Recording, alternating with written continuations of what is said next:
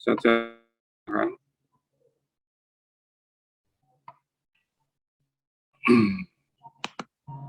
Ya, sudah terlihat ya? Terlihat, Pak. Sudah, Pak.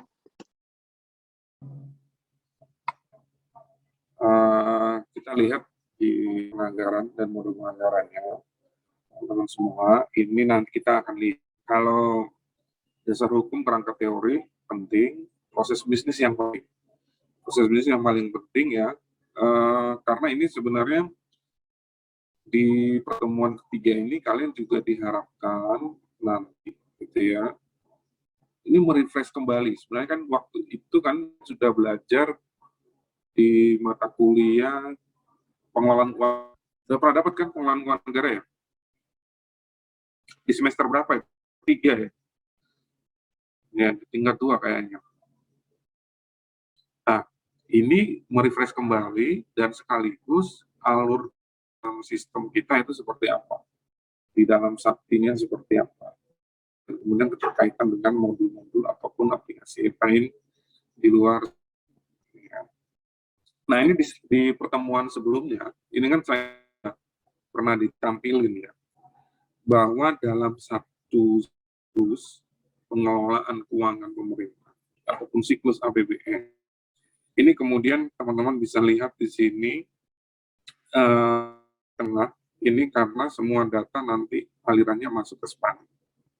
Semua data alirannya masuk ke SPAN, dan kemudian di sini terkait dengan penyusunan anggaran, manajemen DIPA, kemudian manajemen penerimaan dan pembiayaan ya, kemudian terkait dengan manajemen kasnya, utang hibah, laporan keuangan dan audit dan evaluasi. Teman-teman lihat di sini bahwa budgeting dan anggaran itu menjadi titik mula after perencanaan gitu ya. Jadi kita anggaplah perencanaan dan penyusunan anggaran itu kotak ini yang B itu budget ya, budget ya. Nah, ini teman kita di pertemuan yang B ini ya. Tetapi memang nanti yang B ini jadi dasar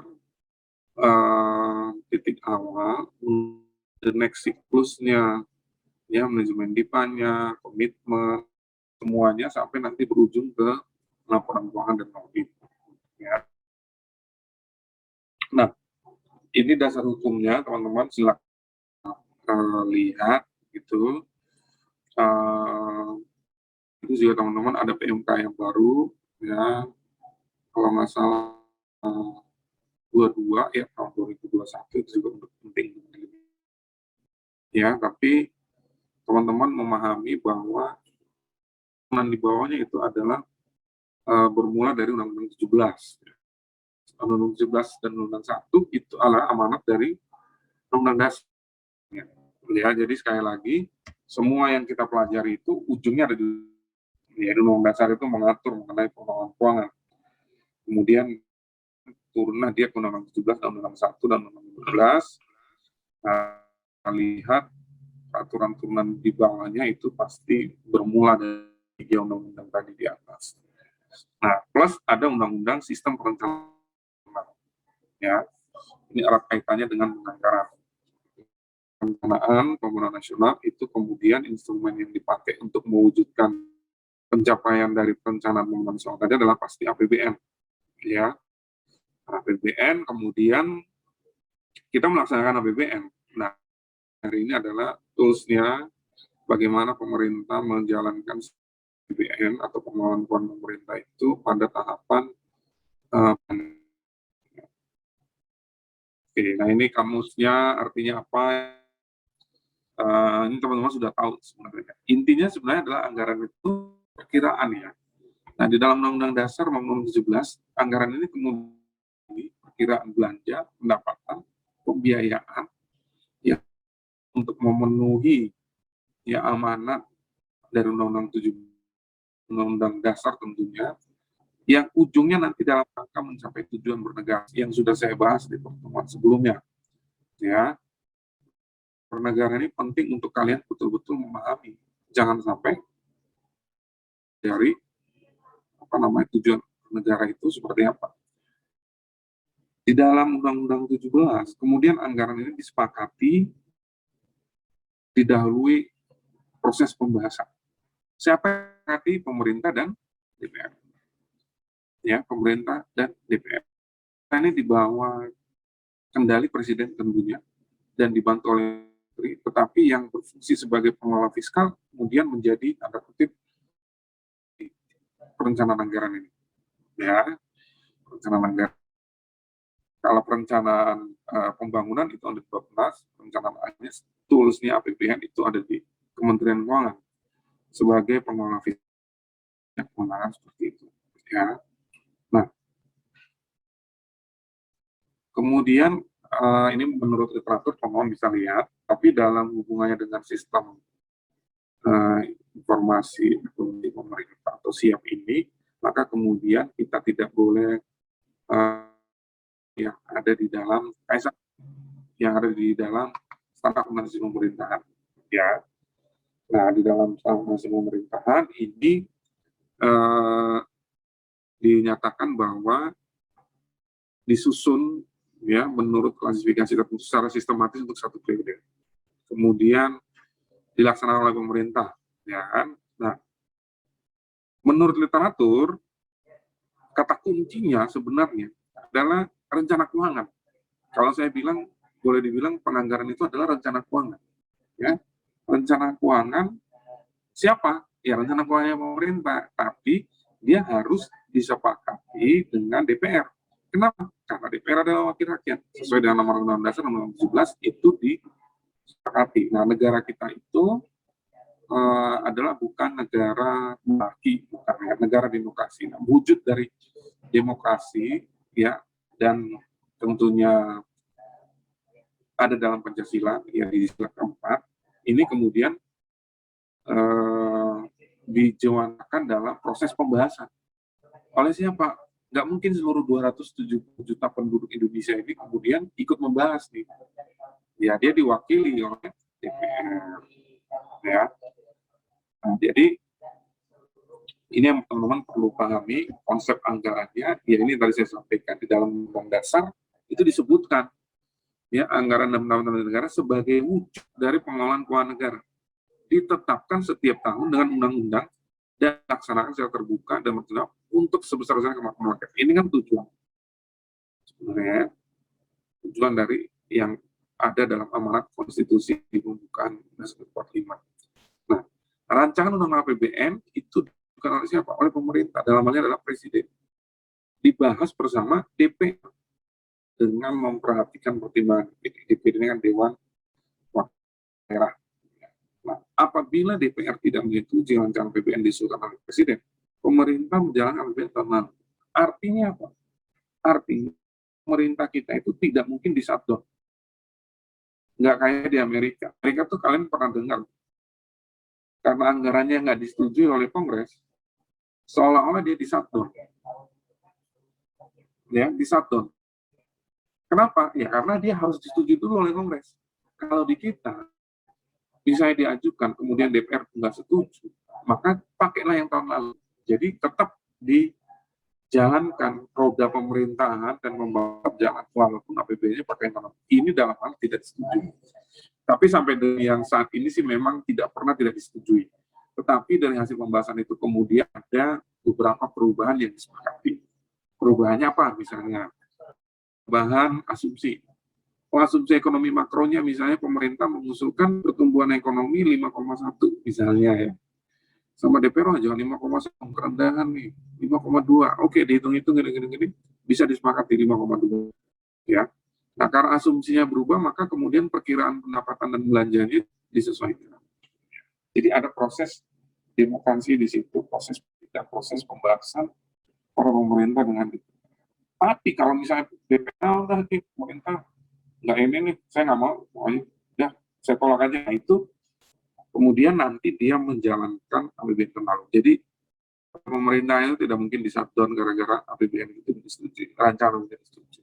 Bisa pakai yang permanen. Tapi sampai saat ini proses demokrasi di DPR itu masih berjalan dan kemudian ada proses pembahasan dimulai dari bulan setelah Presiden menyampaikan nota keuangan di bulan Agustus, itu kemudian September dan Oktober, Agustus, September, Oktober itu kemudian undang APBN itu biasa diketok di bulan Oktober. Nah, bahkan kemarin ini di awal Oktober sudah ditetapkan, ya, sudah disetujui.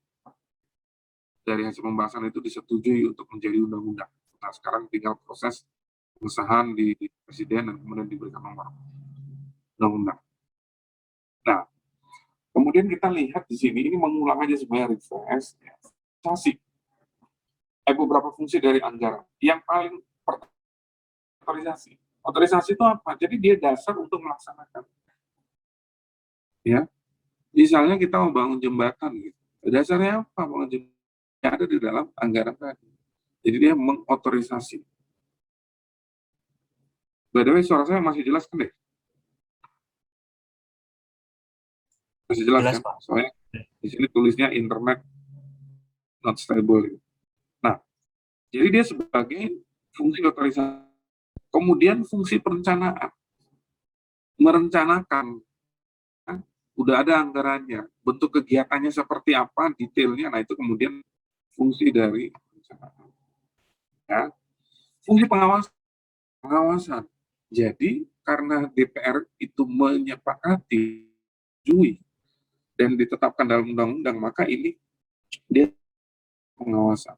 Oh, pemerintah untuk mencapai tujuan bernegara, APBN tahun ini, anggarannya berapa, pendapatannya belanja berapa, kemudian berapa. Sebagai fungsi pengawasan, untuk menilai apakah kegiatan dilanggar sesuai dengan ketentuan. Makanya kemudian nanti pelaksanaan dalam bentuk LKPP yang telah diaudit, itu kemudian menjadi alat pengawas oleh DPR dalam proses pembahasan pertanggungjawaban atas masalah APBN. Nah, DPR menjalankan fungsi pengawasannya. Nah, ini pemerintah ini belanja modalnya kan 2. Nah, di setiap semester itu kemudian DPR manggil Presiden, hal ini Menteri Keuangan ya dan perangkatnya, untuk membahas evaluasi semester 1 atau nanti kita kenal namanya LAPSEM, laporan pelaksanaan semester 1. Seperti apa? Nah, DPR mengawasi, oh ini sampai semester 1 kira-kira yang tercapai, apa kendalanya, ya apakah harus di yang menjadi APBN perubahan dan sebagainya. Ya, ini fungsi pengawasan. Juga fungsi alokasi. Alokasi apa? Alokasi itu adalah yang dengan resource yang terbatas, kemudian harus dialokasikan sesuai dengan prioritas, program prioritas. Ya, misalnya pengangguran, ya, kemudian menghindari pemborosan, menghindari tidak efisien. Ya. Nah, dijalankanlah fungsi alokasi, mengalokasikan ke yang menjadi prioritas dan harus dilakukan. Distribusi ini untuk keadilan, ya, fungsi distribusi. Jadi kebetulan terkonsentrasi penduduk ini di Jawa.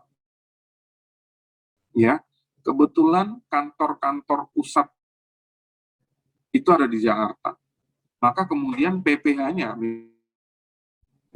itu paling besar di Jakarta, udah pasti. Kamu bisa lihat itu paling banyak terkonsentrasi di Jakarta. Kenapa? Karena WP-nya memang banyak kan ada di Jakarta. Nah, WP besar pun ada di Jakarta. Kantor-kantor pusat ada di Jakarta. Tetapi bukan berarti kemudian uangnya itu nanti untuk enggak. Dengan APBN itu kemudian menjadi fungsi. Kenapa saya bilang seperti itu? Ingat, di dalam Undang-Undang Dasar, kan semua tahu, kita itu negara kesatuan Republik Indonesia. Yang saya bilang sampai ujung timur, dari ujung utara sampai ujung selatan. Harus adil nih. Kemudian pajak itu dipungut di dalam wilayahnya DKI Jakarta, kemudian untuk DKI Jakarta enggak. Dengan APBN itu kemudian didistribusikan. Yang Indonesia itu didistribusikan. Oh, kita harus bangun jalan di Papua. Kita harus bangun pelabuhan di NTT, dimanapun. Walaupun misalnya sumber pajaknya itu adanya di Jakarta. Dengan APBN itu kemudian itu didistribusikan. Memperhatikan hasil adil kepatutan. Masyarakat kita yang masih berada di bawah garis kemiskinan diberikan prioritas anggaran misalnya dalam bentuk belanja bantuan sosial. Diberikan bantalan perlindungan sosial. Ya. Fungsi keadilan. Jadi misalnya orang yang mampu ya tidak perlu diberikan bantuan sosial. ya, orang yang tidak mampu atau bahkan misalnya tidak bisa untuk menjalankan kegiatan ekonomi, itu harus negara bertanggung jawab. Ada di pasal 33. Ya, fakir miskin anak-anak terlantar dipelihara ya oleh negara. Maka kemudian negara bangun panti asuhan, panti jompo, itu dibiayai oleh negara. Ya, itu salah satu bentuk distribusi. Ada subsidi, ya. Nah, subsidi harus tepat sasaran. Makanya sekarang subsidi BBM dihilangkan. Ya, subsidi BBM ada tapi untuk kegiatan, misalnya untuk subsidi nelayan, solar. Ya. Tidak lagi subsidi BBM untuk konsumsi yang kayak dulu. Diganti dengan subsidi apa yang lain? Ya, ada bantuan langsung tunai, ada bansos, ada program keluarga harapan, ya, dan sebagainya. Untuk mencegah stunting di daerah-daerah yang masih terpencil ataupun minus ya ataupun tertinggal, jangan sampai anak-anak masa depan itu kemudian terkena stunting. Stunting itu perlambatan pertumbuhan karena gizinya kurang dan sebagainya. Fasilitas kesehatannya kurang dan sebagainya. Nah, itu kemudian fungsi distribusi. Kemudian ada fungsi stabilisasi. Ya. Stabilisasi ini untuk keseimbangan fundamental perekonomian. Pemerintah berusaha menjaga tingkat pertumbuhan perekonomian. Kenapa? Kalau pertumbuhan perekonomiannya kecil, berarti negara kita nggak tambah maju. Ya. Kalian pernah lihat ada di kayak semacam infografis gitu, bahkan PDB. Indonesia dulu berapa peringkat ini ya, mungkin di atas 100 banget. Sekarang Indonesia sudah masuk top kunci GDP. Ya, size ekonominya Indonesia itu 20 besar dunia.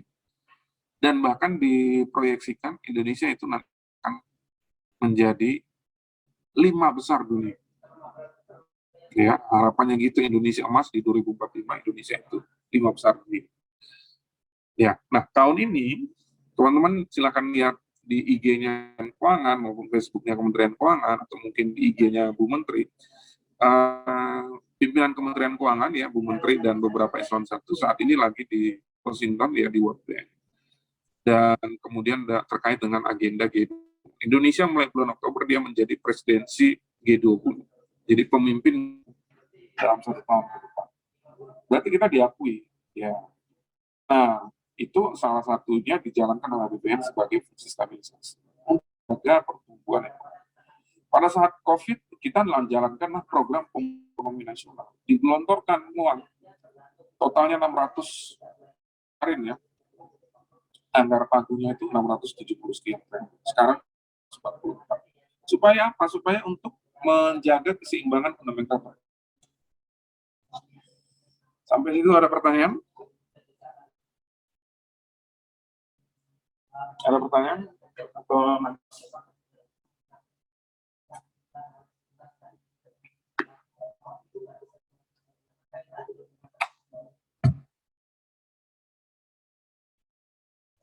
oke, lanjut ya. Nah, sekarang kita lihat pendekatan penyusunan. Oke. Pendekatan penyusunan laporan, pendekatan penyusunan anggaran. Itu ada unified budget, performance sama medium term expenditure framework. Nah, kita tiga pakai. Ya. Unified budget, jadi mengintegrasikan seluruh proses perencanaan anggaran lingkungan KL untuk menghasilkan dokumen RKK. Ya. Jadi di dalam satu dokumen. Nah, ini makanya kemudian nanti disiap. Itu apa namanya? Kemudian nanti teman-teman bisa lihat itu dia mendukung ya supaya kemudian performance based budgeting memperhatikan kendaraan dengan keluaran dan hasil yang diharapkan termasuk efisiensi dalam mencapai ya, performance based. Jadi berbasis kinerja performance. Setiap rupiah yang dikeluarkan oleh APBN itu harus ada performance-nya. Ya, harus ada performance-nya. Apa yang dihasilkan? Untuk apa sih anggaran itu dikeluarkan? Nah, kemudian pendekatan yang ketiga adalah medium some expenditure. Jadi pecah-pecah cuma 1 tahun, dia harus kita lihat implikasinya dan lebih dari 1 tahun anggaran. Ya, jadi perencanaannya, ya nggak boleh uh, 1 tahun itu short term ya. Nah, jadi harus medium. Nah, ini komponen menentukan arsitektur dari sistem informasi akuntansi pemerintahan yang kita gunakan. Jadi ada unit kerja atau satuan kerja, ada kegiatan, ada keluaran, ada jenis belanja, dan ada dokumen anggaran. Keluaran ini output, nggak boleh tumpang tindih, ya, dan kemudian dijabarkan dalam RO, rincian output. Ya. Jenis belanja konsisten. Nah, ini kita pakai standar akuntansi pemerintah. Kalau belanja modal itu untuk apa? Belanja barang itu untuk apa yang masuk dalam situ? Belanja pegawai itu apa aja yang masuk dalam situ? Ya. Nah, kemudian dokumen anggaran. Nah, dokumen anggarannya ini adalah RKK DIPA. DIPA menjadi dokumen pelaksanaan anggaran. Ya. Kemudian arsitektur dari sistem informasi yang kita gunakan untuk mewujud dokumen anggaran ini difasilitasi. Ya. Dan kemudian nanti di tingkat satker, ketika semua sekarang sudah pakai Sakti yang untuk modul penganggaran, itu kemudian bisa dilihat di dalam modul penganggaran. Nah, ini instrumen penganggaran basis kinerja, ada indikator kinerja biayanya, kemudian ada monitoring dan evaluasi kinerjanya. Ya, nah ini tujuannya apa? Target kinerja terukur. Harus ada indikatornya. Kalau nggak ada indikatornya, gimana ngukurnya? Kan? Orientasinya tidak boleh orientasi ke dalam aja. Eksternal. Untuk apa? Untuk masyarakat. Untuk rakyat Indonesia. APBN ini adalah uang kita. APBN adalah uang kita. Untuk siapa ya? Untuk kita semua. Bukan hanya. Jadi orientasinya eksternal. Kemudian efisiensi operasional. Nah, standar biaya ini supaya tidak terjadi pemborosan. Nah, standar itu digunakan untuk proses perencanaan. Bisa kita mau beli mobil apa? Oh, mobil operasional. Mobil operasional itu SBU-nya itu kalau untuk mobil operasional maksimal 300 juta. CC-nya misalnya ya. Atau untuk mobil operasional yang apa dulu nih? Untuk misalnya ya, polisi hutan mungkin beda ya standarnya. Harganya 400 juta, double cabin misalnya gitu ya. 4 roda misalnya gitu. Nah, sesuai dengan apa yang pengen kita taruh dalam standarnya. Kalau misalnya perjalanan dinas, oke. Pegawai dia maksimal. Ya, penerbangan Jakarta ya, standar biayanya itu pulang pergi 2,5 juta. Ya sudah, ya 2,5 juta untuk merencanakan. Oh, kita akan pergi nih pegawai kita di kantor ini menjalankan tugas di berapa kali dinas yang berangkat berapa orang lain, kemudian dihitung berdasarkan standar biaya. Jadi nggak boleh suka-suka. Oh, misalnya ke Surabaya, udahlah saya pengen naik bisnis kelas nih, jadi saya nganggarin 4 juta misalnya, nggak bisa gitu. Yang boleh naik bisnis kelas hanya eselon 1 atau pejabat negara. Sedangkan yang lain itu tidak boleh. Ekonomi kelas dengan budget maksimal tadi 2,5 juta pulang pergi. Oke, kalau bisnis kelas misalnya 4 juta pulang pergi boleh, tapi yang menjalankan tugas itu adalah eselon 1. Jadi kalau misalnya satuan kerja, pejabat tertinggi adalah eselon 3, terus dia menganggarkan perjalanan dinas dengan bisnis kelas, nggak boleh melanggar standar biaya, nggak visi. Nah, monitoring evaluasi kinerja sebagai pembuktian akuntabilitas profit. Jadi yang kita jalankan dari anggaran itu kemudian bisa dibuktikan nggak bahwa itu outputnya ada. Ya. Jadi peningkatan kualitas kinerja, profitnya juga. Itu ya. Itu namanya value for money-nya otomatis ya, efektif dan efisien. Kemudian, nah ini kita lihat ya keterkaitannya. Jadi RPJP nasional diturunkan, Presiden punya visi ya waktu beliau kampanye gitu ya, dia punya kayak apa waktu dia dilantik, kemudian tetapkan visinya. Nah, visi itu kemudian disebarkan di dalam rencana pembangunan jangka Presiden itu kan 5 tahun. Nah, berarti dalam 5 tahun ini mau ngapain. Nah itu di RPJM nasional. Kemudian RPJM itu harus dijalankan oleh siapa? Oleh Kementerian Lembaga. Maka Kementerian Lembaga itu harus punya rencana strategi yang sejalan dengan RPJM tadi untuk mencapai visi presiden tadi. Ya, nah RPJM itu dijabarkan dalam rencana kerja pemerintah. Rencana kerja pemerintah ini dalam 5 tahunan itu mau ngapain. Kemudian KL itu ada namanya rencana kinerja rencana KL. Nah, kemudian RKP itu menjadi dasar menyusun RAPBN, dan RAPBN kemudian tertuang detail nanti, misalnya pagu belanja itu 1.000 triliun misalnya, 1.000 triliun untuk belanja pemerintah pusat itu dijalankan oleh siapa? Dijalankan oleh KL dan BUN. Nah, setiap alokasi berapa? Nah, itu dituangkan di dalam RKKL berdasarkan Perpres. Nanti ujungnya adalah laporan kinerja pembangunan, kinerja anggaran, dan kinerja seperti itu. Nah, terus APBN-nya teman-teman waktu-waktunya, misalnya ya, ini diambil contoh tahun 2013. Nah, pada saat 2013 itu Desember sampai Januari. Kemudian ada resource envelope-nya, itu ya, resource envelope itu artinya kita melihat si resource-nya nanti di tahun depan itu berapa kira-kira ya, dan pendapatan oke.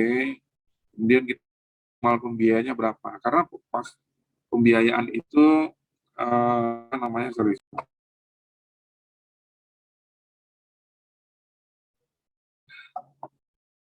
Nah, jadi resource ini itu melihat, oke ya, tahun depan itu perkiraan pendapatan berapa sih, pertumbuhan ekonomi kira-kira berapa ya?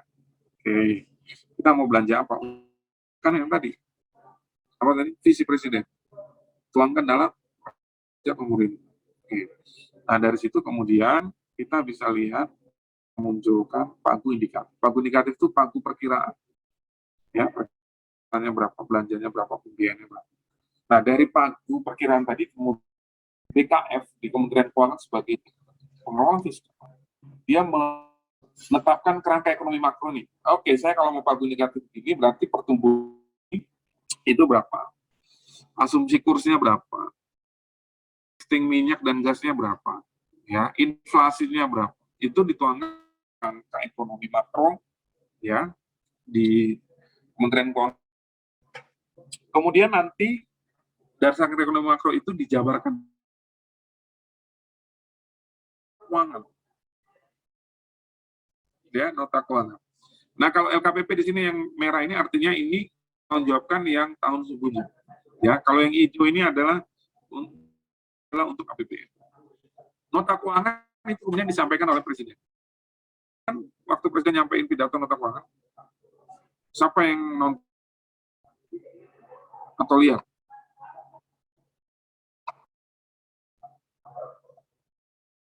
Vivi nonton nggak kemarin? Enggak, Pak. Nah, kamu lihat nota keuangan yang dibacakan. Jadi Presiden baca pidato kenegaraan itu cuma 1 kali. Nah, harusnya Mas Yostan lihat juga lah, itu yang waktu pidato kenegaraan Presiden. Ya, kalian kan ada di negara, itu penting. Harus diketahui apa sih maunya di tahun depan. Ya, itu dituangkan dalam nota keuangan yang di dalam pidato kenegaraan Presiden di depan Majelis Pemusatan Rakyat. Itu biasanya tanggal 16 Agustus atau kalian cari aja di YouTube ada pasti. Ya, nota keuangan.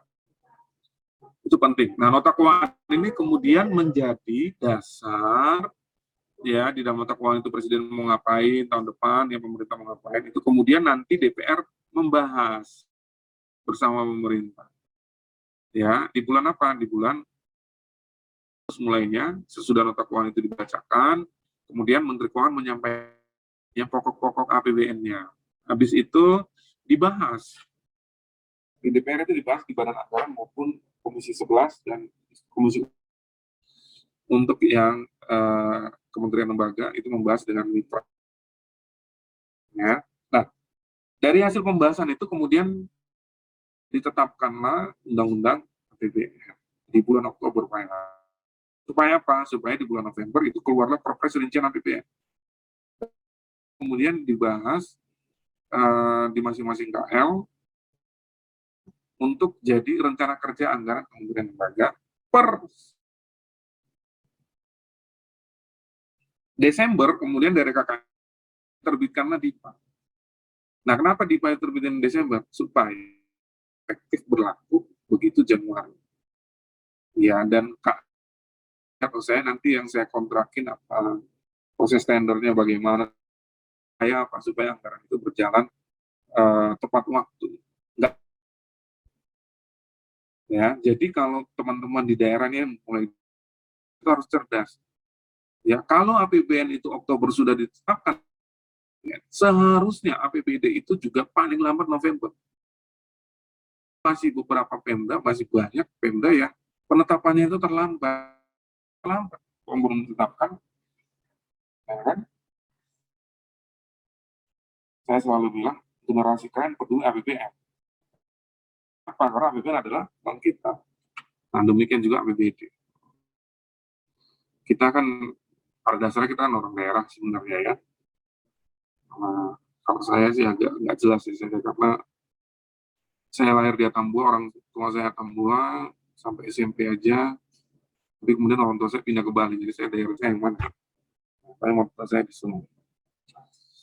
Nah, tapi saya suka gemas. Nah, mahasiswanya juga kalau mau demo, mau menyampaikan aspirasi, harus cerdas. Mana yang harus didemo? Iya, kalau APBD-nya terlambat, demo dong. Gitu loh. Itu lebih penting. Nah, gimana pembangunan di daerah bisa cepat kalau APBD-nya terlambat? Di demo tuh, DPR yang di demo. Kenapa bahasnya lama banget? Ya kan? Nah, kayak gitu. Apa pemerintahnya nggak benar, apa DPRD-nya nggak benar? Demo kayak gitu. Yang cerdas. Jadi maksudnya yang cerdas ya. Jangan kamu Betawi bilang yang agak kasar ya. PA ya misalnya. Nah, itu tuh agak kasar. PA. Itu artinya nggak tahu hal tapi kemudian ikut-ikutan demo. Nah, itu enggak. Mahasiswa jangan gitu. Harus paham. Mahasiswa udah paham siklus APBN. Ya. Oke, jadi kalau misalnya kayak kamu ketemu SD negeri gitu ya di daerah hancur gitu, demo, jangan diem aja, gitu. Itu yang perlu didemo, ya. Demo, kenapa? Karena sejatinya di dalam APBD itu sudah dianggarkan belanja pemeliharaan, sudah dianggarkan belanja pemeliharaan untuk semua sekolah. Nah, kalau misalnya kemudian kalian lihat sekolahnya hancur-hancuran, sekolah negeri itu atau puskesmas hancur-hancuran, itu nggak benar Pemdanya. Kenapa? Karena SD sama puskesmas itu ada di bawah Pemda. Udah gitu pemerintah pusat ngasih dalam bentuk transfer ke daerah. Ada dana khusus. Ada bantuan operasional sekolah dan sebagainya. Jadi nggak make sense kalau ada sekolah negeri itu rusak. Apalagi ada sekolah negeri yang memungut iuran sekolah dengan nilai yang cukup tinggi atau mahal. Nggak make sense itu. Apalagi ada sekolah negeri, uang pembangunan. Laporin polisi aja tuh kalau sekolah negeri yang mengut uang pembangunan. Laporin polisi aja kepala sekolahnya dan pendidikan. Sudah nggak benar. Nah, kayak gitu-gitu yang mahasiswa atau mahasiswa STAN itu harus paham. Sehingga memberikan info benar ke teman-temannya. Jangan ikutan aja. Nah, kita siklus APBN ya. Siap itu tools. Tapi prinsipnya harus kalian, si siap ini kan untuk mengakomodir supaya angka-angka ini kemudian masuk dan nanti dilihat. Tapi prinsipnya harus dipahami. Nah, ini saya sampaikan nih, laporan semester 1. Itu ketika dia sudah dilaksanakan, itu melaporkan DPR. Kenapa harus laporan DPR? Untuk memonitor apa yang telah dilakukan dalam satu semester. Yang pelaksanaan DPR. Nah, ini ada kawan, teknokratis, politis, dan administratif. Siap, itu fungsinya di sini. Teknokratis dan administratif. Proses administratif dan teknokratis itu atau difasilitasi di dalam siap. Sistem informasi yang masuk. Kalau politis ini artinya proses pembahasan. Nah, itu waktu Menteri Keuangan dan jajaran membahas dengan DPR, ya itu adalah bagian dari yang dibilang politis. Tapi menghasilkan angkanya segala macamnya itu dilakukan dengan aplikasi. Ya nggak mungkin manual dong, ribuan triliun. Ya. Oke.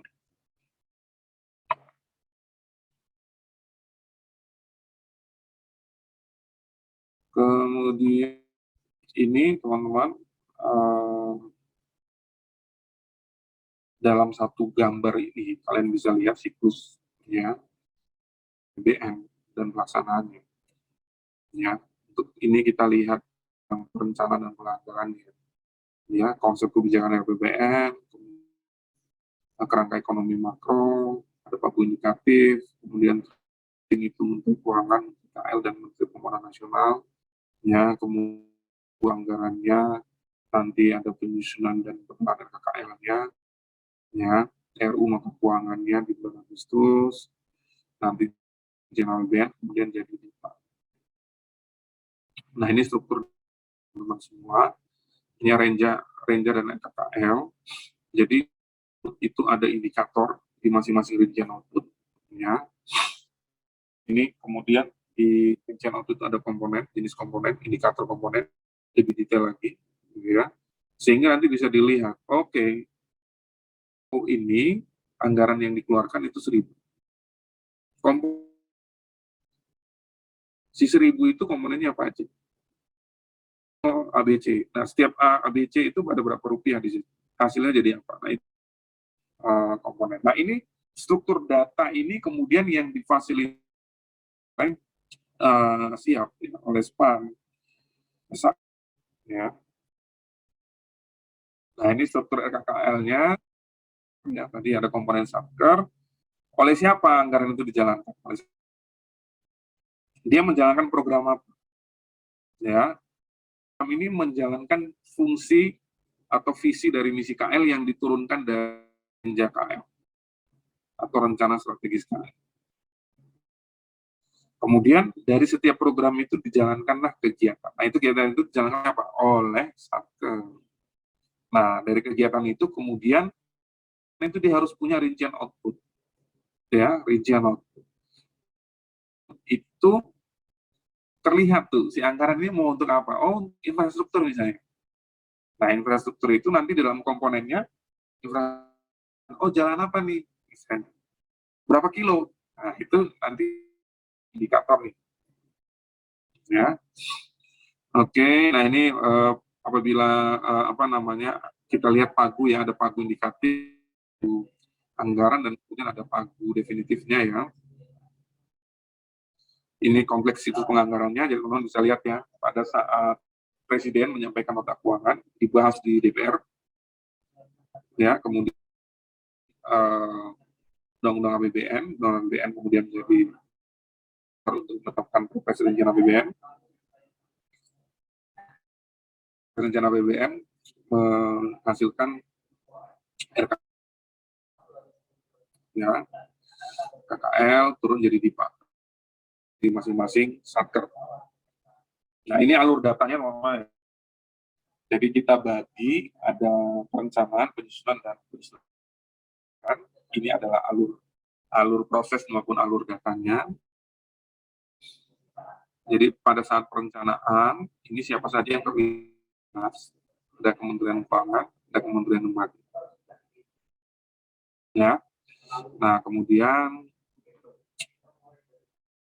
nanti Presiden ya menyampaikan ya dibahas di siapa? DPR. Penyusunan anggaran pembahasannya. Ya. Ini kursor saya kelihatan kan ya? Kelihatan kan? Kelihatan, Pak. Oke. Nah, dari ini kemudian nanti endingnya adalah dokumen pelaksanaan anggaran. Apa itu? DIPA. Ya, DIPA. Nah, kalian bisa lihat di sini panah-panahnya. Intinya 3 proses ini, kemudian siapa saja yang terlibat, dokumen endingnya apa yang dihasilkan, misalnya gini, penyusunan anggaran itu, kemudian nanti terbitlah undang-undang APBN, Kepres, dan rincian APBN. Nah, rincian APBN ini kemudian menjadi RKKM, konsep DIPA. Nah, itu kemudian DIPA menjadi dokumen bersama negara. Ya, ini kalau yang e-planning Krisna ini pada saat perencanaan program pembangunan itu digunakan oleh Bappenas. Krisna ini kemudian masuk ke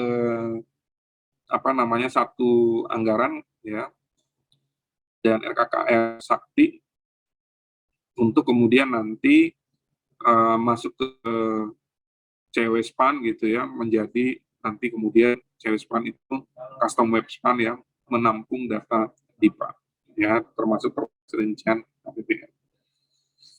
Ini ya Krisna itu yang warna ini. Nah, ini Krisna ya, jadi untuk sampai dengan pembicaraan pendahuluan trilateral metang ini meeting itu pakai Krisna. Sampai sini ini udah satu anggaran, nanti larinya ke SPAN. Ya. Oke. Nah, ini tadi supaya ini sudah dijelaskan tadi ya teman-teman. Nah, ini penyampaian nota keuangan tadi, penetapan undang-undang APBN, penetapan kepres rincian APBN, baru nanti ujungnya di sini dia adalah penetapan DIPA. Nah, ini PIC-nya Kemenkyu sama DIPA, ini pembahasannya, penyampaian nota keuangannya, yang buat itu Q, ya, kemudian pembahasan ini Kemenkyu, DPRKL, ini dalam hal kalau dia dipanggil di komisi-komisinya, kemudian kepres rincian APBN ini Kemenkyu, penetapan DIPA ini Kemenkyu bersama KL. Karena DIPA itu punyanya KL. Punyanya pengguna anggaran dan kuasa pengguna anggaran.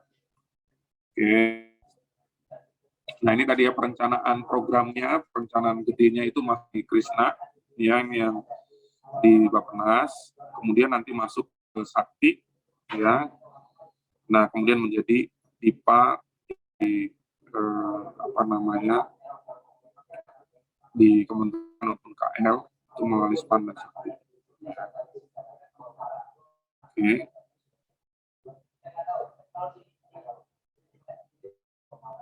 Ya. Krisna ini adalah untuk dan informasi target perencanaannya itu program jadi apa gitu ya. Itu pakai Krisna. Penggunanya ini adalah KL ya, maupun KL Kementerian Lembaga maupun Pemda ini pembangunan nasional gitu. Nah, kemudian outputnya nanti adalah kerja pemerintah maupun rencana kerja KL Penja ya. Nah, ini proses sinkronisasinya ya, data perencanaan mengalami dari Krisna ini masuk menjadi Sakti modul anggaran ya, dan satu anggaran ini yang di DJA karena KKL, kemudian masuk ke SPAN menghasilkan DIPA. Jadi, kalau ada perubahan dia masuk ke SPAN ya. Oke.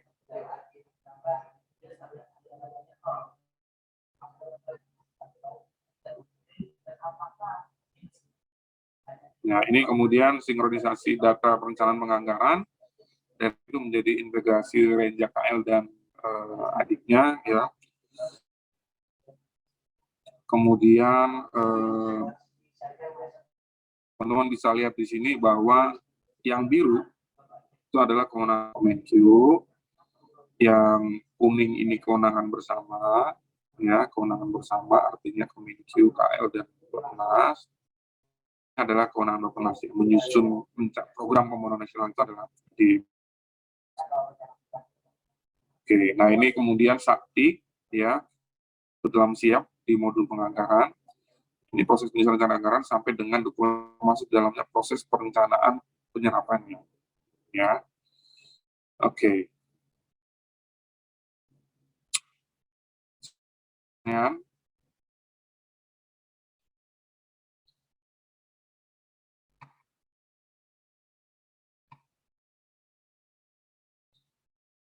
Oke, mungkin 2 slide lagi, nanti karena kan nggak di 10.30 ya, karena harus berpindah ke kelas, ada kelas kan 10.30 ya.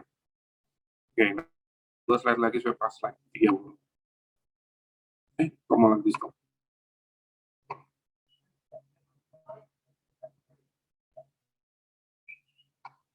Oke, nah ini yang secara disinggung sebenarnya kemarin Ya. Jadi kita lihat di Sakti Web itu modul penganggaran, dia ada fitur-fiturnya mulai dari kertas kerja KKL DIPA, yang ada rencana penarikan dananya, kemudian ada usulan revisi, ada revisi POK atau revisi DIPA, kemudian ada standar biaya keluaran paket itu juga bisa. Nah, di dalam modul penganggaran, ingat yang minggu lalu ada role operator approval, ya, role operator dan approval. Alur keuangannya streamline ya, dari penganggaran, pelaksanaan hingga pelaporan. Sebenarnya. Halo? Lagi saya dari mana ya? Saya lagi ngajar soalnya. Tentang apa ini?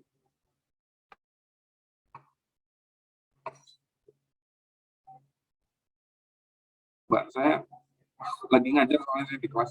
Makasih ya. Iya, iya.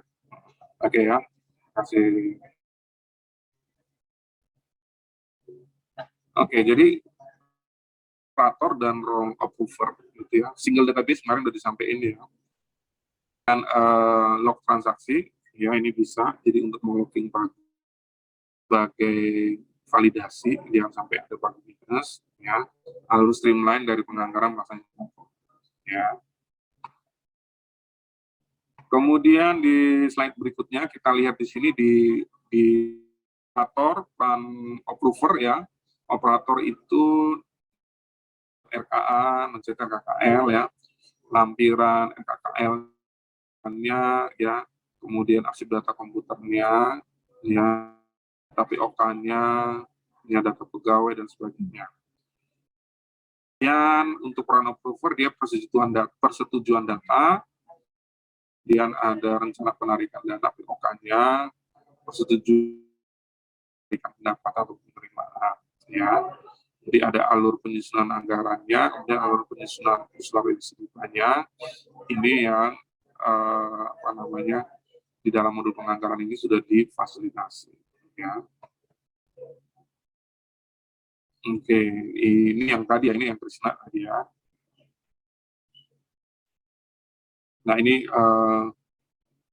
contoh. Oke, saya rasa itu dulu ya.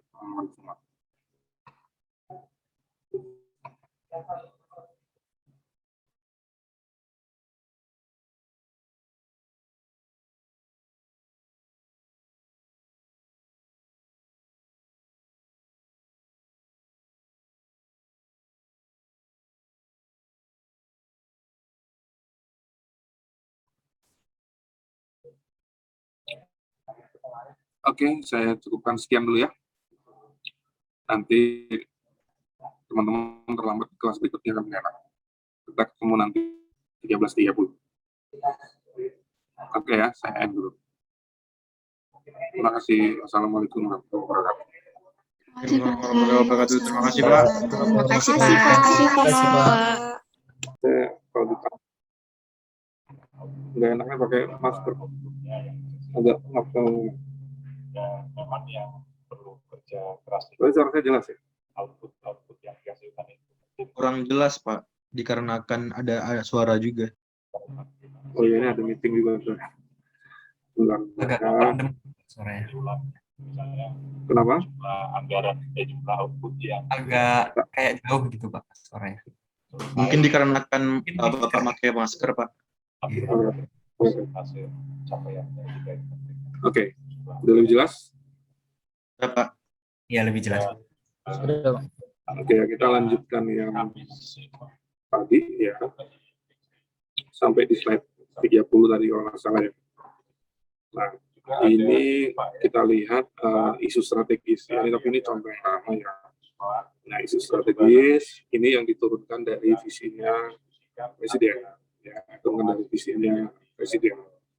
Nah, salah satu yang cukup menarik adalah di bidang pembangunan penyediaan sarana prasarana, di mana di situ perkuatan sistem logistik nasional. Maka kemudian infrastruktur sepanjang, ini kan RKP 2015 ini kan menindaklanjuti visinya Presiden Joko Widodo pada periode yang pertama ya. Nah itu salah satu visinya beliau gitu kan ya, nawacita itu ya, nawacita dengan ini diterjemahkan di dalam bidang-bidang ini. Kemudian kita lihat di sini salah satunya adalah perkuatan sistem logistik. Sistem logistik makanya muncullah tol laut, ya, pembangunan infrastruktur, jalan, tol, bandara, pelabuhan, ya, itu dalam rangka seperti itu. Kemudian ada pembangunan listrik 10.000 megawatt, itu salah satu dari peningkatan rasio elektrifikasi nasional. Rasio elektrifikasi itu berapa persen wilayah Indonesia yang tercover listrik. Kalau nggak salah ingat, mungkin saya salah ya, sebelumnya dari 60 hampir 70%, sekarang sudah sekitar 98 hampir 99% wilayah Indonesia itu semuanya sudah teraliri listrik. Ya. Itu yang disebut rasio elektrifikasi. Itu contoh ya, jadi kemudian diterjemahkan seperti itu. Nah, kita belajar dalam konteks siap ini, kemudian nanti kita akan berhadapan dengan form. Ya. Form-form ini yang menjadi tanda kutip database, yang menjadi kemudian baseline untuk diisi. Ya. Nah, selalu form ini apa yang kalian lihat di sini? Coba, apa yang kalian lihat di sini? Ada coba, apa yang kamu lihat di sini? Ya, menarik buat kamu.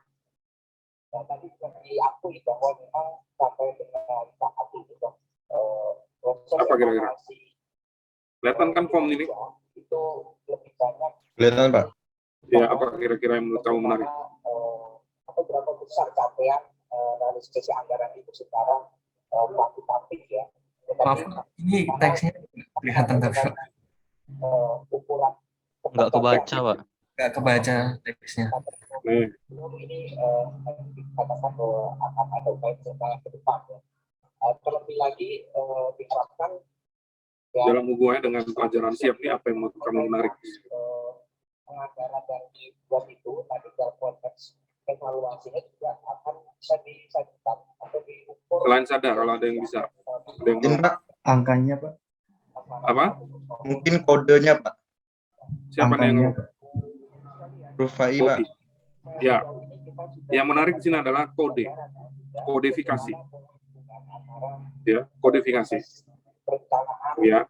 Jadi prioritas nasional itu ada kodifikasinya, kemudian sasaran strategis ada kodifikasinya, ya.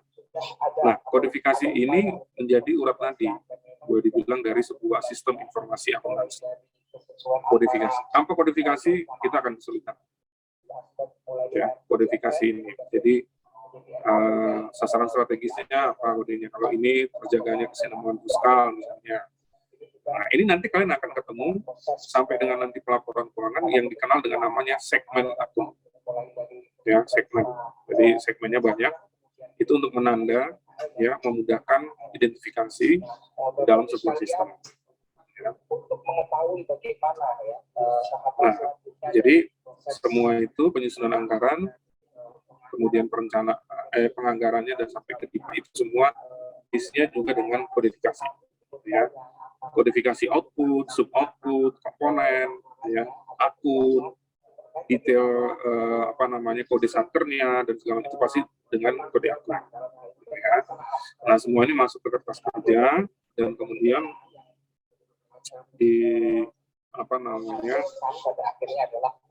masuk ke dalam sebuah database, ya, sudah single database ya. Sampai saat ini saya untuk mengelola laporan kompilasi menjadi laporan kinerja pemerintah pusat. Barangkali kami langsung saja undang untuk narasumber ketiga kami ya dari perbicaraan dulu barangkali.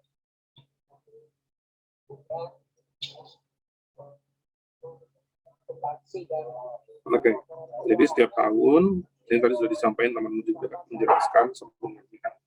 Jadi prinsipnya KKL ini dokumen rencana keuangan tahunan, ya, sifatnya wajib, tidak mungkin KL itu tidak punya KKL. kata kuncinya adalah bahwa di dalam RKKL ini rencana keuangan tahunan itu dituangkan. Maka paling tidak dia memuat pagu kegiatan dan output ya, RKKL. Nah, di dalam modul ini kemudian kita akan melihat bahwa informasi-informasi di dalam RKKL itu kemudian secara garis besar dibagi atas 5 kelompok. Identitas, informasi kinerja, informasi belanja, dan informasi pendapatan. Kemudian deskripsi. Nah, saya harus pakai terus. Tetap harus pakai ditegur terus. Masih jelas ya? Masih jelas ya? Nah, informasi RKKL. Ini ada apa namanya, kode KL. Kalau kita mengenalnya namanya bagian anggaran. Misalnya Kementerian Keuangan itu pos 15. Ya. Nah, kemudian ada kode eselon 1. Ya, kode eselon 1 sampai kode satker. Kemudian ada kode kewenangan. Nah, kode kewenangan ini misalnya kantor pusat, kantor daerah, kemudian dekonsentrasi, tugas bantuan, dan sebagainya. Kemudian ada juga kode lokasi ya, satkernya ada di mana. Nah, ini bagian kelompok identitas. Kemudian kelompok yang kedua adalah informasi kinerja. Ada visi, misi, strategi, ya, sasaran strategis dari KL, kode dari program, ya, uraian programnya apa, kayak tadi di slide sebelumnya. Indikator kinerja utama dari program itu apa yang pengen dicapai. Nah, dari program itu diuraikan kegiatan. Satker ini melaksanakan kegiatan apa, ya kan? Kemudian ada dari kegiatan itu masing-masing harus punya output. Output itu menggambarkan tadi kita di slide sebelumnya, anggaran kita apa? Performance based budgeting. Harus tergambar. Nggak boleh ada pengeluaran tanpa output. Karena anggaran kita adalah performance based budgeting. Ya. Kemudian ada target nih. Targetnya, nah itu indikator kinerja kegiatannya seperti apa, indikatornya pencapaian targetnya. Itu informasi kinerja. Nah, kemudian yang berikutnya adalah informasi belanja. Kan rencana kerja keuangan ya, satuan kerja. Berarti kan rencana keuangan itu ada pendapatan, ada belanja, ada pembiayaan. Nah, Kementerian Lembaga RKKL itu hanya ada pendapatan dan belanja. Kalau pembiayaan itu adanya di BUR. Nah, kita bicara mengenai informasi belanja, maka kemudian di dalamnya adalah rincian dari belanja. Per programnya berapa? Perkiraan majunya ini kenapa? Karena ada tadi di depan kita sudah sampaikan apa namanya? Medium term ya, framework. Nah, jadi ada perkiraan maju beberapa tahun ke depan.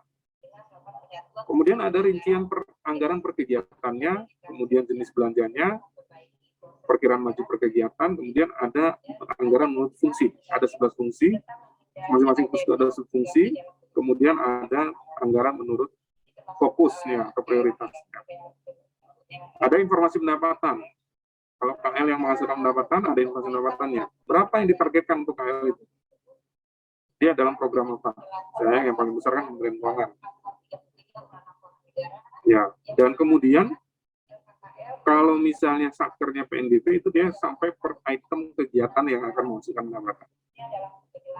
Ya, nah kemudian baru deskripsi. Nah deskripsi ini macam-macam ya, ada penjelasan kalau ada perubahan, ya perubahan kegiatan, strategi pencapaiannya, sasaran strategisnya itu seperti apa, pencapaian outcome dan sebagainya.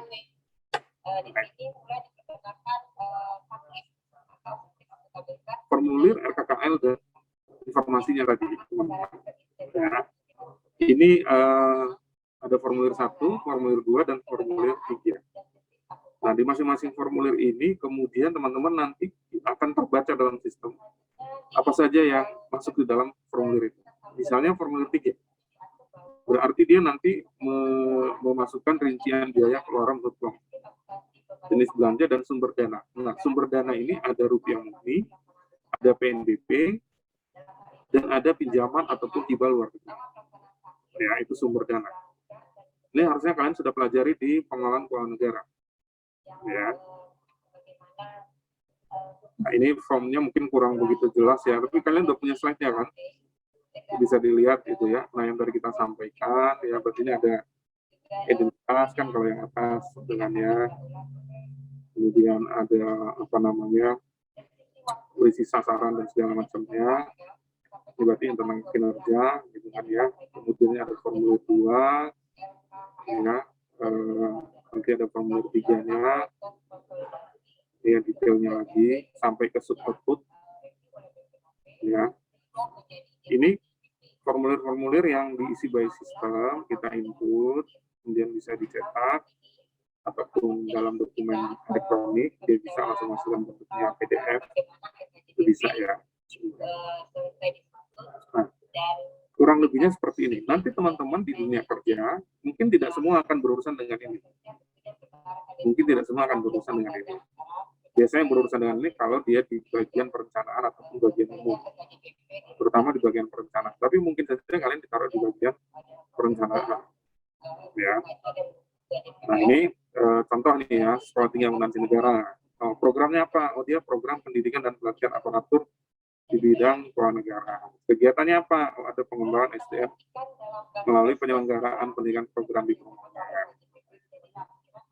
Nah, output. Apa sih outputnya gitu kan?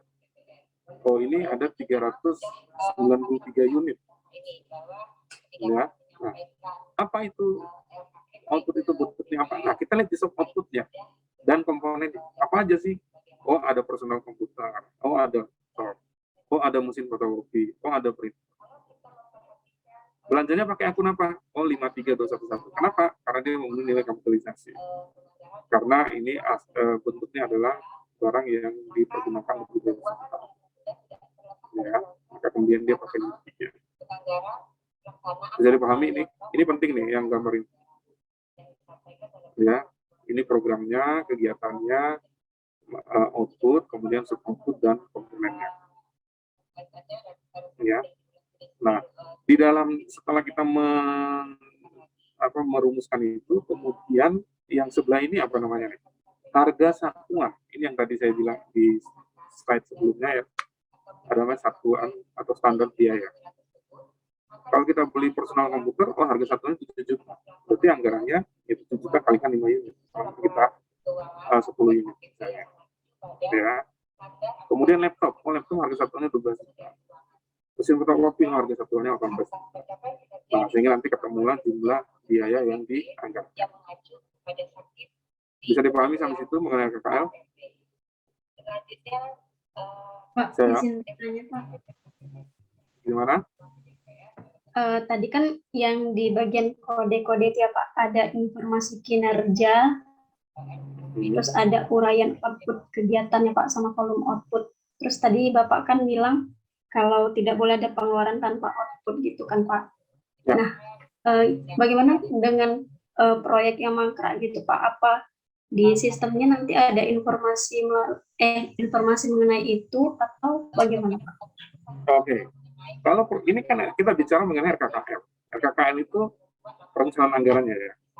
Ya, dokumen sebelum menjadi IPA atau dokumen pelaksanaan anggaran, gitu kan ya. Nah, kalau proyek mangkrak itu adalah setelah anggaran itu dilaksanakan, bukan di sini tempatnya. Ya, seharusnya kan di sini dia nanti ya, misalnya kalau yang berapa belanja modal gedung bangunan yang di sini, ya apa aja?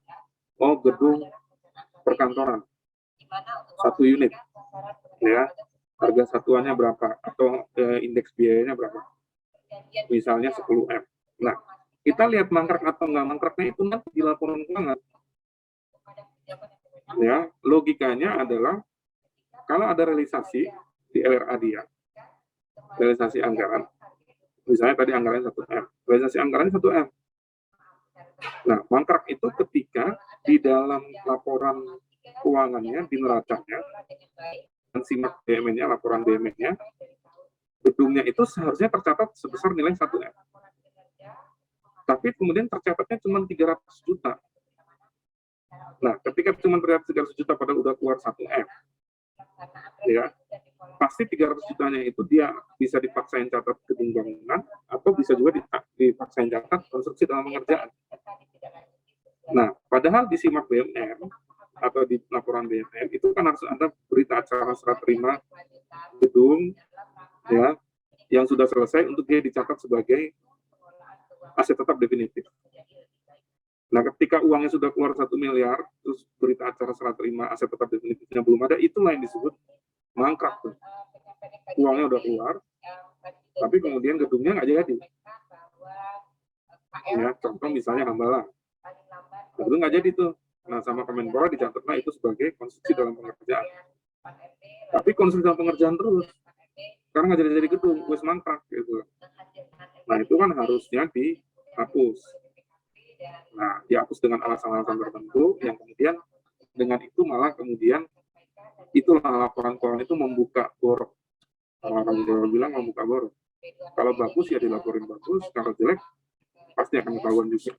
Tapi bukan di sini ya, Meli. Di sini adalah rencana keuangannya, KKL-nya, gitu ya. Nah, dia memuat ini, gitu ya. Nah, dari KKL itu kemudian kita jadi DIPA. Nah, DIPA ini daftar presiden pelaksanaan anggaran ini sebagai dasar untuk pelaksanaan anggaran. Dokumen otorisasinya itu ada di sini. Satker itu nggak bisa berkontrak kalau dia nggak punya DIPA. Satker itu dia nggak bisa bayar gaji kalau dia belum punya DIPA. Ya, jadi DIPA ini dasar pelaksanaan anggaran. Ya, ada DIPA induk ini total perkayanya, gitu ya, per unit S1-nya. Kemudian dipropertikan ini masing-masing satu. Ya, nah, ini DIPA yang disusun oleh KL itu berdasarkan KKL tadi yang sebelumnya. Nah, dia memuat informasi yang ada di KKL. Apa itu? Ada fungsi, subfungsi, program, kegiatan, outcome, output, indikator kinerja utama, output yang dihasilkan, dan yang jelas pagu anggaran, plus ada rencana penarikan dana. Ya, ada rencana penarikan dana. Nah, ini ada halaman di Induk, ini ada surat pengesahannya, nanti ada tanda tangan kuasa bendahara umum negara dari Dirjen Pemerintahan atau Dirjen Anggaran.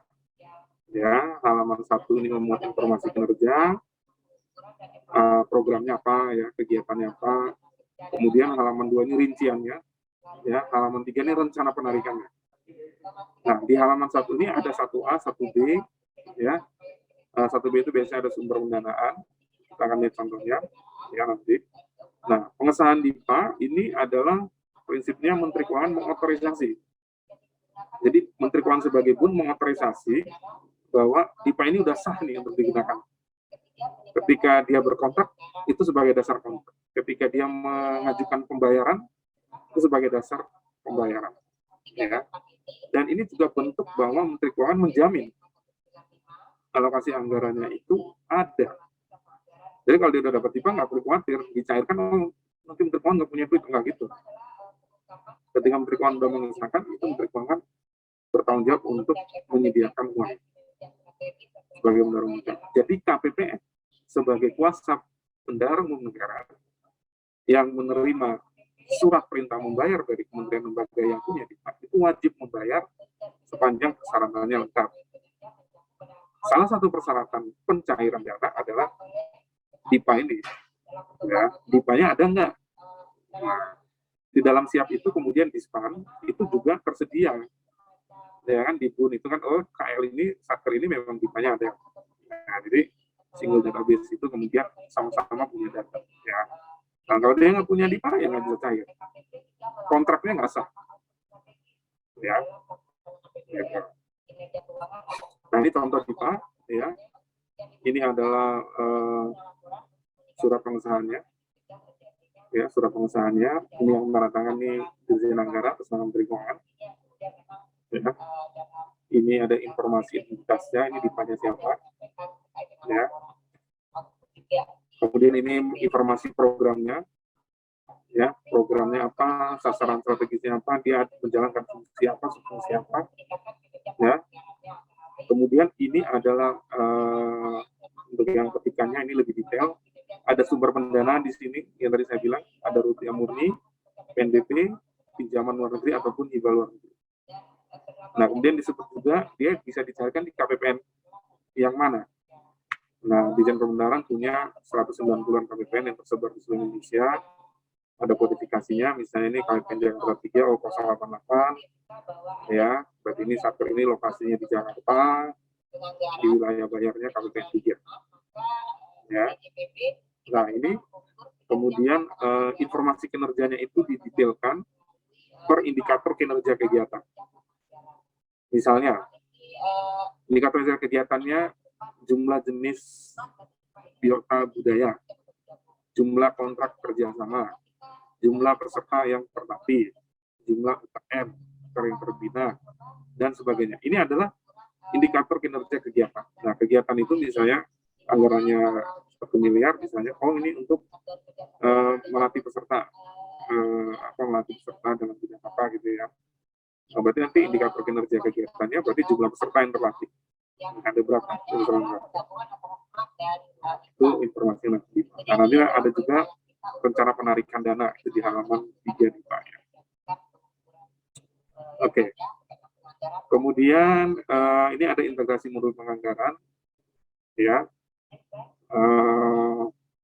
Kita lihat bahwa semua ini akan masuk ke dalam Sakti harapannya. Ya, import data dari Krisna tadi untuk perencanaan program, ya. Gaji pokok pegawai ini GPP, ini aplikasi GPP ya untuk belanja pegawai, terus KKL DIPA, POK ini apa namanya untuk petunjuk operasional kegiatan detailnya, ada menu rencana penarikan dana dan rencana tasnya itu kita masukin semua di dalam modul penganggaran di dalam Sakti. Ya. Nah, resiko selalu ada resiko di dalam setiap modul. Data induk tidak akurat, bisa saja. Ya, misalnya ya, tadi ada data GPP. Kalau data jumlah pegawai itu nggak akurat, masuk ke dalam sistem, ya berarti data induknya yang nggak akurat. Ya, nah harus punya apa namanya komponen siap, salah satunya pengendalian. Berarti benar nggak yang masukin itu harus orang yang betul-betul ya bertanggung jawab sehingga meminimalkan ketidakvalidan data ini. Ya, pengendalian aksesnya seperti apa? Ya, nah ini perlu kita perhatikan. Kemudian risiko yang berikutnya adalah kerusakan data, kehilangan data. Ya, misalnya kebakaran segala macam. Makanya kita punya discover untuk recovery dari data, disaster recovery center gitu, ya, untuk mengurangi risiko ya sampai ketika pusat datanya terbakar misalnya kita tidak punya backupnya dan sebagainya, ya, ataupun misalnya terjadi bencana alam dan sebagainya. Ya, nah kemudian ada backup data secara rutin.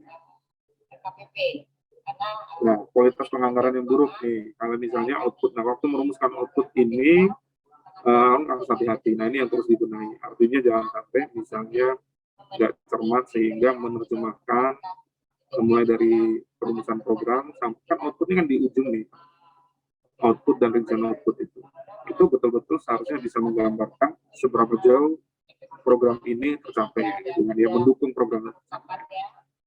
Nah, maka kemudian tentu perlu sosialisasi, monitoring, dan entry data yang dikendalikan, artinya makanya ada menu kan approver untuk sekaligus memutuskan. Nah, monitoring dan supervisi ini kemudian juga dibantu oleh pimpinan itu menugaskan aktif ya, untuk mensupervisi proses perencanaan penganggaran. Ya. Oke, nah ini sinkronisasi, kemudian persetujuan. Pengelolaan ini baik di internal KL dengan apiknya maupun dengan Kementerian Keuangan. Jadi diperiksa sama-sama. Intinya seperti itu sih. Terus melakukan. Nah ini peran legislatif ini waktu pada saat pembahasan. Ya. Nah ini kemudian ada fraud. Fraud itu berarti ada konflik kepentingan atau ada kepentingan yang dia apa yang namanya sengaja gitu ya, sengaja untuk mengambil keuntungan pribadi dan sebagainya. Maka perlu pemisahan tugas yang cukup, nggak boleh dinamkan. Kemudian anggaran berintegritas. Oke, pengendalian ada juga rotasi ya, nggak boleh satu orang itu diputusin sama terus-menerus. Pakai integritas, kemudian konfigurasi dari sistem. Nah, konfigurasi dari sistem ini yang kemudian memang menjadi krusial juga.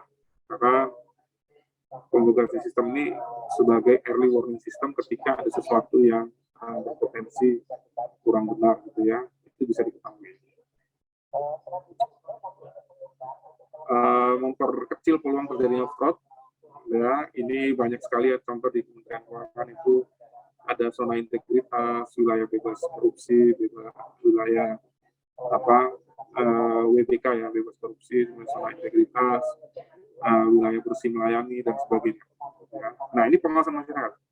Ini yang tadi saya sampaikan, seharusnya tadi kan misalnya APBD terlambat. Nah itu pengawasan masyarakat itu diperlukan, melakukan pengawasan supaya jangan sampai pada saat penyusunan APBN ataupun APBD, kita bicara tentang APBN ya, itu untuk mengurangi potensi penyimpangan dan sebagainya. Ya, penegakan hukum, kalau ada yang salah ya dihukum, harus menimbulkan efek jerah. Saya rasa itu ya, ini sudah jam 3 kurang. Ada yang mau ditanyakan, silakan. Izin bertanya, Pak. Ya. Tentang yang tadi pagi, Pak. Penasaran sih, Pak. Kan RAPBN harus melalui persetujuan dari DPR terlebih dahulu, ya, Pak.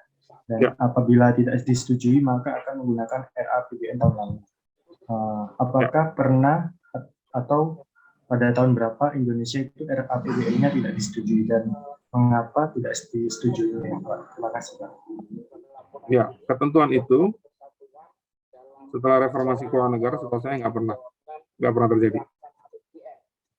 Ya, nggak pernah terjadi. Kenapa? Karena selalu ada proses pembahasan. Nah, di dalam proses pembahasan itu kemudian pemerintah juga tetap bisa mengakomodir penyesuaian-penyesuaian yang diusulkan oleh DPR, ya, itu sehingga yang saya tahu tidak pernah ditolak ya APBN ya. Jadi kita nggak pernah pakai APBN tahun sebelumnya.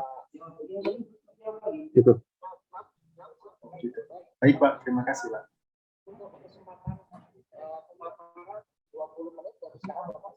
Udah lagi? Izin memastikan Pak, tadi hampir sama kayak pertanyaan Nelly. Berarti untuk kegiatannya di kertas kerja itu kegiatannya berulang terus ya Pak? Karena kan kodenya perlu ini ya, apa dibikin baru lagi kalau ada kegiatan yang baru gitu. Gimana maksudnya? Saya nggak nangkep.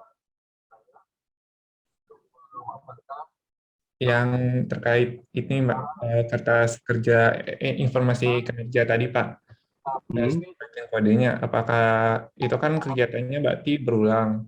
Nah, apakah kegiatannya berulang atau apabila ada kegiatan baru, ini Pak, kode baru lagi, apa perlu pengesahan gitu?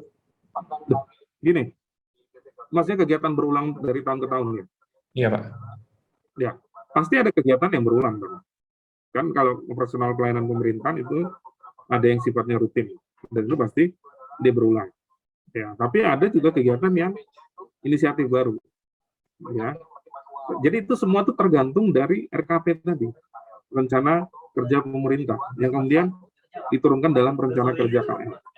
Ya, misalnya, contoh gitu ya, Pak Presiden Jokowi punya visi untuk membangun Indonesia dari pinggiran. Oke. Maka kemudian pembangunan infrastruktur itu diarahkan juga ke pinggiran Indonesia, contohnya di Papua. Ya dulu mungkin di satuan kerja yang ada di sana, dia belum ada tuh kegiatan pembangunan jalan Trans Papua. Misalnya ya, setelah ada, karena itu menjadi program prioritas menerjemahkan visi presiden dalam bentuk RPJM dan kemudian jadi RKP dan kemudian jadi range KL, maka kemudian satuan kerja itu nanti ada kegiatan pembangunan jalan Trans Papua seksi apa gitu misalnya. Ya itu tergantung ininya, tergantung range KL-nya. Ya, jadi kegiatan itu ada yang sifatnya berulang, ada yang bisa inisiatif baru dan sebagainya. Ya, begitu ya. Bisa dipahami? Bisa, Pak. Terima kasih ya, Pak.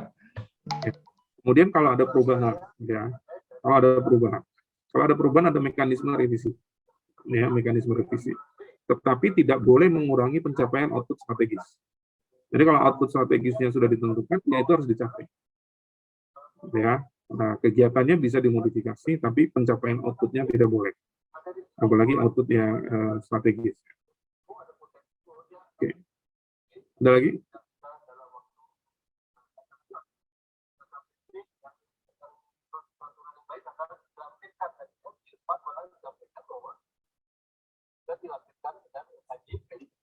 Cukup jelas semua sudah? Benar? Benar nih? Udah jelas? Semua udah jelas?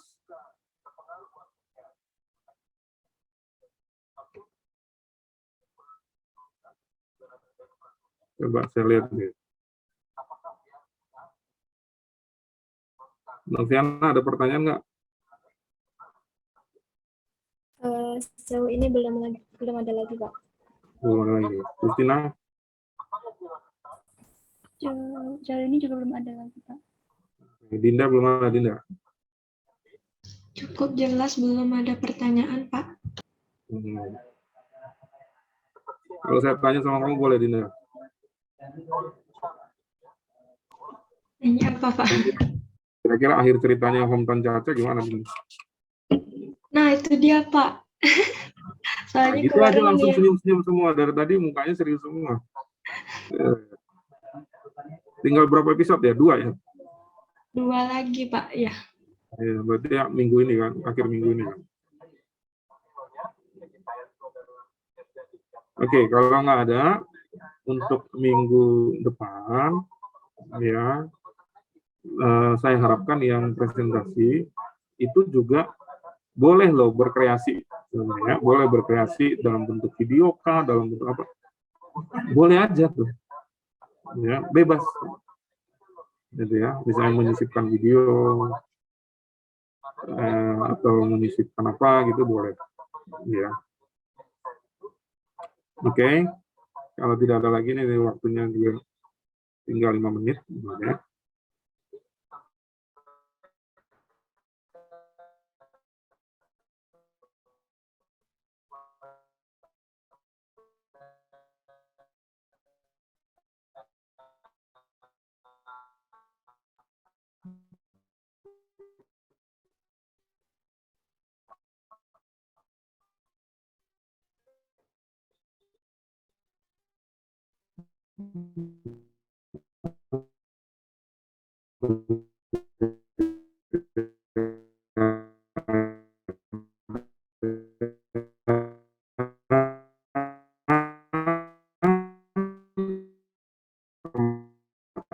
Untuk teman-teman tadi kan masih banyak yang nggak tahu nota keuangan dan sebagainya, cari di YouTube, lihat nota keuangan itu waktu presiden menyampaikan seperti apa.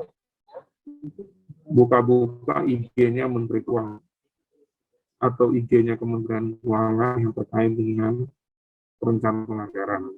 Itu ada tuh.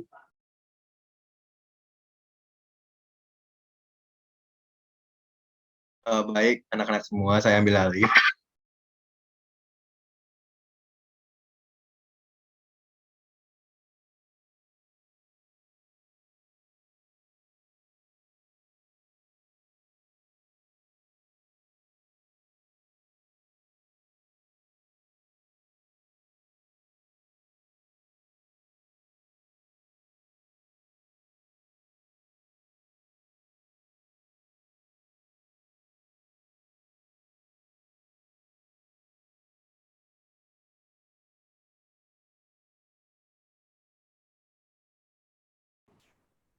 Sorry, keputus ya? Iya, Pak. Soalnya sempat terputus ya? Ya. Apa dia udah mengingatkan saya waktunya udah mau habis. Ya, tapi saya mengingatkan lagi teman-teman, belajar itu nggak cuma di ini, lihat slide presentasi nggak cukup. Lebih penting untuk juga memahami pengetahuan yang terkait. Makanya informasi pengetahuan itu nggak hanya dari slide atau dari dosen, dari YouTube, dari IG, ya IG-nya Kemenq, IG-nya DCPB atau IG-nya Bu Menteri, bisa dari YouTube. Kemudian juga tolong lihat YouTube-nya Sakti yang di modul perencanaan penganggaran ya. Ada tuh di YouTube-nya Sakti ya. Oke, saya rasa kalau tidak ada lagi, cukup. Cukup? Kalau cukup, saya tutup ya. Semoga sehat selalu. Wassalamualaikum warahmatullahi wabarakatuh. Waalaikumsalam warahmatullahi wabarakatuh. Terima kasih, Pak. Terima kasih, Terima kasih, Pak. Terima kasih, Pak.